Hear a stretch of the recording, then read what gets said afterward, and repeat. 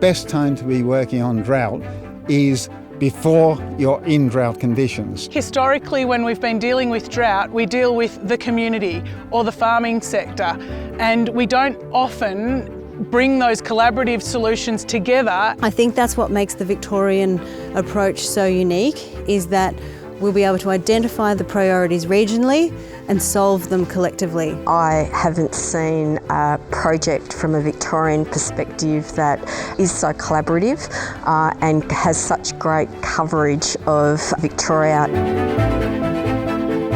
The strength of our hub is the partnership that we've put together to work on drought resilience in Victoria. We've got 4 universities, Deakin, Federation, La Trobe and the University of Melbourne, and we've got Agriculture Victoria. We've got 5 regional nodes.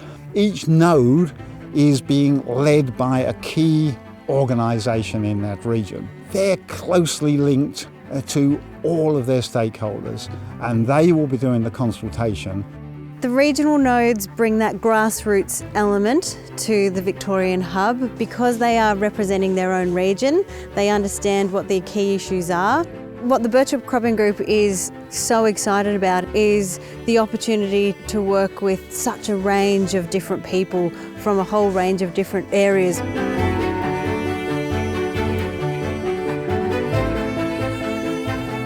Through a quadruple helix of government, academia, industry and the community means we are guaranteed to get the most high impact that we can for rural and regional Victoria. Agriculture Victoria will bring to the hub 2 main things.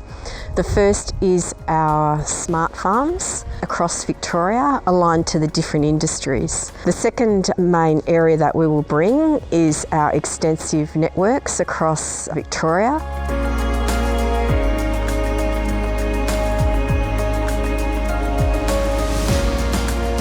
It will also enable us, the universities, Agriculture Victoria, to be working with them on statewide functions around knowledge brokering, around digital technologies and sharing of good ideas between the nodes, node-to-node learning. But we will undoubtedly identify gaps in our knowledge, and that will require research. But what we want to make sure is that the research clearly addresses important gaps in relation to building drought resilience. There are 3 stages of drought and each require different management. We need to take into consideration coming into drought, managing our businesses throughout drought, and then running our businesses as we emerge from drought into a better season.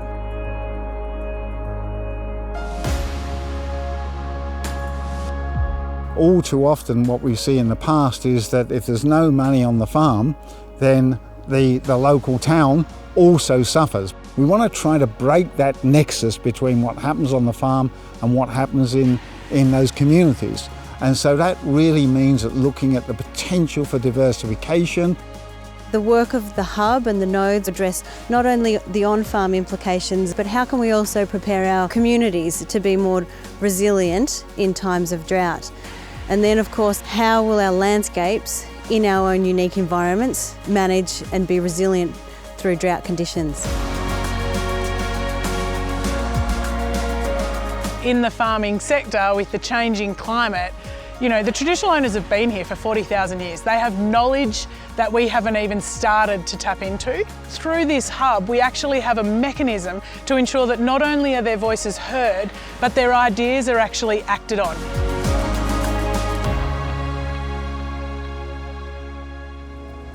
Having the regions identify their own problems and potentially their own solutions will no doubt have a direct impact on how quickly some of these new innovations are adopted. One of the biggest barriers to adoption is the change management process. Now, what this hub and the resources enable us to do is actually walk with people beside them to de-risk that change process. For Victorian communities to be the centre, it certainly will shape how innovation looks like for drought, cross-industry, cross-sector, cross-supply chain.